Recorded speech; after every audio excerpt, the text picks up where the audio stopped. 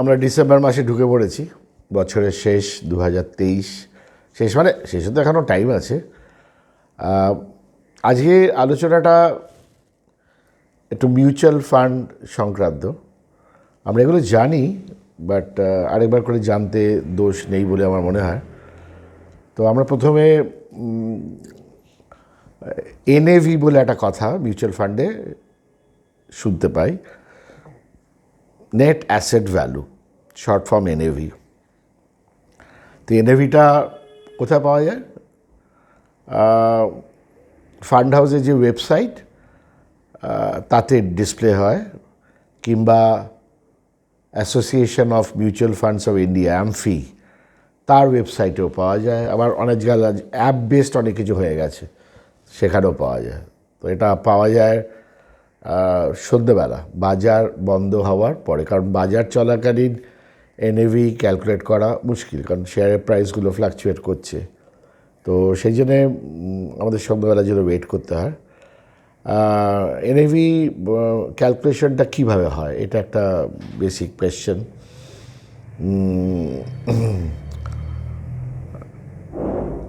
আচ্ছা, এনএভিটা আগে বলে নিই, হচ্ছে যে প্রত্যেকটা ইউনিটের মার্কেট ভ্যালু, মানে ফান্ডের যে ইউনিটটা আছে সেটার মার্কেট ভ্যালু। এই যে ভ্যালুটা, এনএভি যে ভ্যালুটা, এই দামে যদি মিউচুয়াল ফান্ড কেনা হয় তার অ্যালটমেন্টটা আসে। আর যদি কেউ বেচতে চায় তাহলে এই দামে বিক্রি হয়। সুতরাং এনএভির একটা তাৎপর্য বুঝতেই পারছেন যে দামটা কি দাদা, সব কিছুই আমরা দামটা আগে খোঁজাখুঁজি করি। আচ্ছা, এনএভিটা হচ্ছে total value of the assets in that portfolio minus liabilities. অর্থাৎ যা যা শেয়ার কেনা আছে তার যে টোটাল ভ্যালুটা আজকে সন্ধ্যেবেলা, মানে আজকে বাজার বন্ধ হওয়ার পরে, এবং যে যে লায়াবিলিটিসগুলো ফান্ডের আছে, খরচ টরচ ইত্যাদি, সেটা বাদ দিয়ে যে ফিগারটা হয় সেটা হচ্ছে এনএভি। এটা ফান্ড হাউসরা নিজেরাও ক্যালকুলেট করতে পারে, আবার অনেক সময় বাইরের কোনো অ্যাকাউন্টিং ফার্মকে কাজটা দিয়ে দেওয়া হয় যাতে তারা রেগুলার বেসিসে সেটা আপডেট করতে পারে।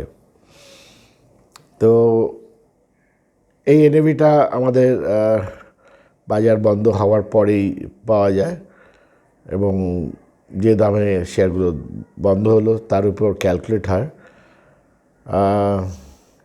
এবার একটা প্রশ্ন সাধারণভাবে আসে যে এনএভিটা 15 টাকা অথবা 1000 টাকা, তো কোনটা কেনা উচিত? তো সাধারণভাবে সস্তা, 15 টাকার দিকে ঝোঁকটা হবে, 1000 টাকার দিকে ঝোঁক হবে না। এটা বোধহয় একটু ভুল কনসেপ্ট এরকম যে ধরা যাক স্কিম এর এনএভি ধরা যাক 20 টাকা, আর স্কিম বি এর 50 টাকা।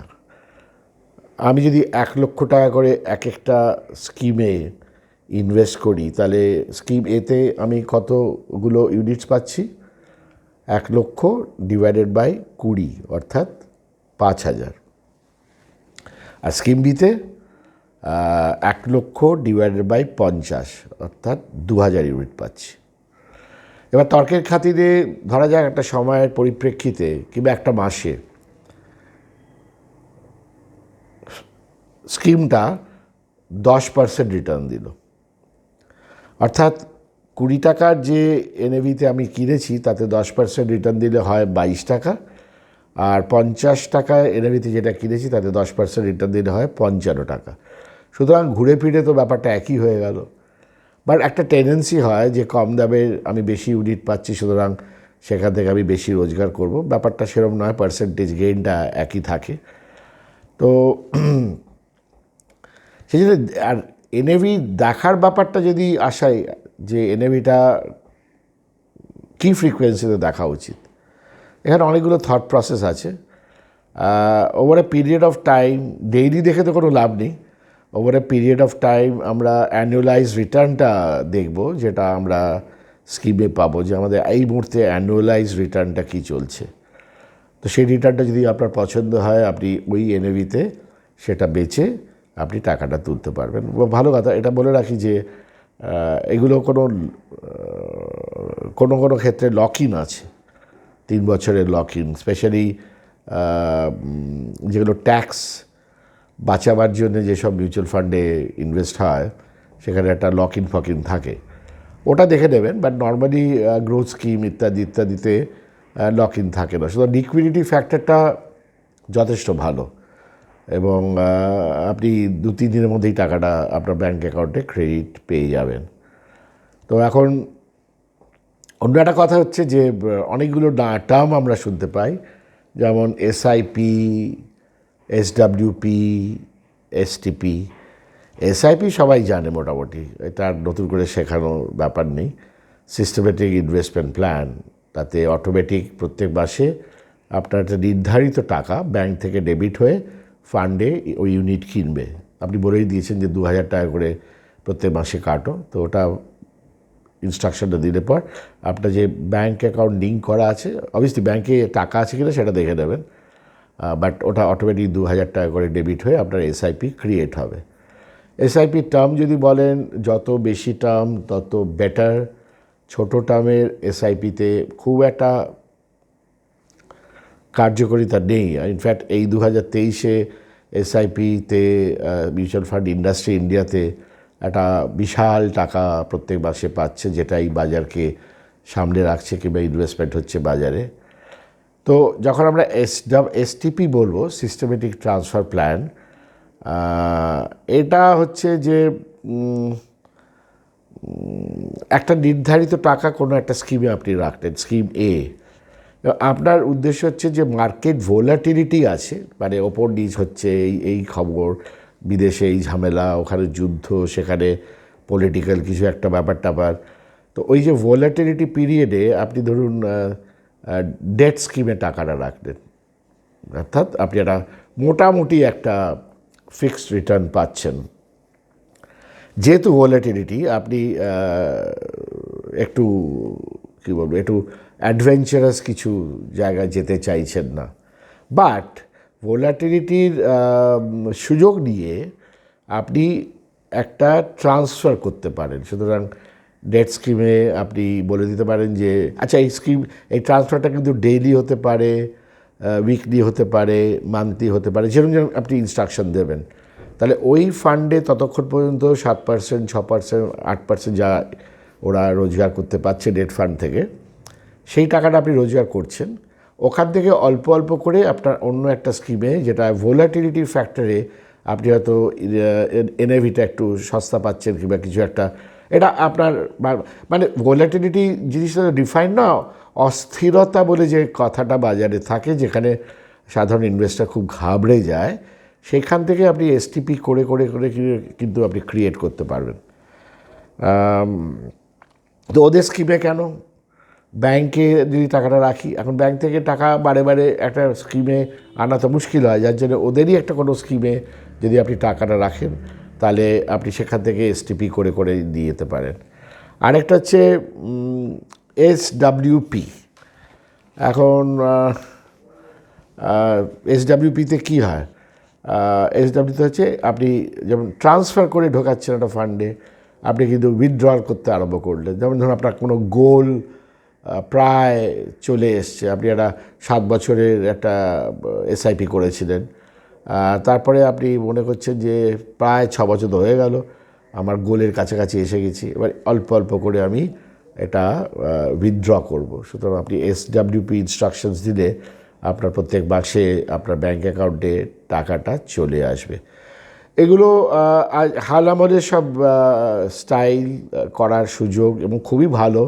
তার কারণটা হচ্ছে এটা ইজ অফ ইনভেস্টমেন্টটা অনেক বেড়ে গেছে।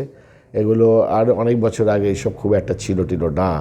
সুতরাং অনেকে এটা করে না কিংবা করে, যারা করে তারা সব জানে, যারা করে না তাদের জানাবার জন্যে এটা একটা আলোচনা হলো। এবং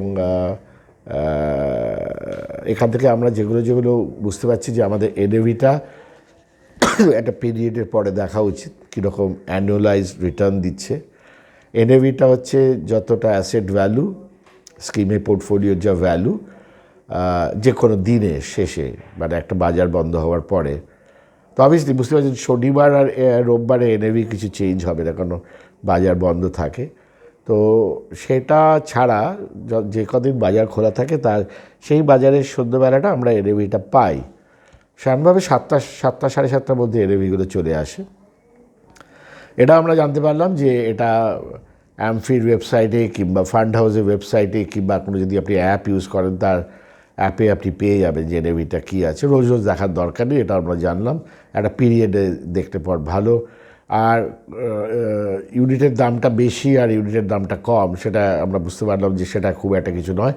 পার্সেন্টেজ রিটার্নটার ওপর আপনার রিটার্নটা আসছে, আপনার তো রিটার্ন নিয়ে মতলব আছে। সুতরাং অনেকে আছে একটু 200 টাকা দামের এনএভি একটু অ্যাভয়েড করে, একটা 12 টাকার এনএভিতে করে। হ্যাঁ, তো 12 টাকার হয়তো গ্রোথ ব্যাপারটা এখনও আসতে বাকি আছে, যার জন্য অনেক দিন ধরে হয়তো 12 টাকা 20 পয়সা 12 টাকা 10 পয়সা এখানে পড়ে থাকে। আবার দেখা যাচ্ছে যেটা 100 টাকার এনএভি সেটা বেশ 102 104 বেশ হাই স্পিডে বাড়ছে, কারণ সেখানে হয়তো ভোলাটিলিটি কিংবা সেখানে হয়তো মোমেন্টাম ফ্যাক্টরটা খুব করা আছে। কারণ ফান্ড ম্যানেজার কী বেসিসে সিলেক্ট করেছে সেটা তো আপনি সবসময় জানবেন না, থিম থেকে কিছুটা ধরতে পারবেন যে কীভাবে করছে। এখন যদি কোনো থিম্যাটিক মিউচুয়াল ফান্ড হয়, ধরুন ইনফ্রাস্ট্রাকচার মিউচুয়াল ফান্ড কিংবা হেলথ কেয়ার মিউচুয়াল ফান্ড, তো সেখানে হেলথ কেয়ার ইন্ডেক্স কিংবা ইনফ্রাস্ট্রাকচার ইন্ডেক্স যদি দেখা যায় খুব সুন্দরভাবে মোমেন্টাম ক্রিয়েট করেছে, তাহলে অবভিয়াসলি এনোভেটার স্পিডটা বাড়বে। অনেক সময় হয় বটমস আপ অ্যাপ্রোচে ইনভেস্টমেন্ট হয়, সুতরাং সেটা টাইম লাগে। তো এইভাবে আপনাকে আপনার মিউচুয়াল ফান্ডটা একটা হালকা মনিটরিং করার প্রয়োজন আছে এবং সেটা আপনি নিজে নিজে করতে পারবেন। আমি জাস্ট কতগুলো টার্মস কিংবা কতগুলো প্রসেস একটু আজকে আলোচনা করলাম। আগামী দিনে নিশ্চয়ই এরকম টাইপের আলোচনা আরও জারি থাকবে। ধন্যবাদ আজকে এটা দেখবার জন্যে।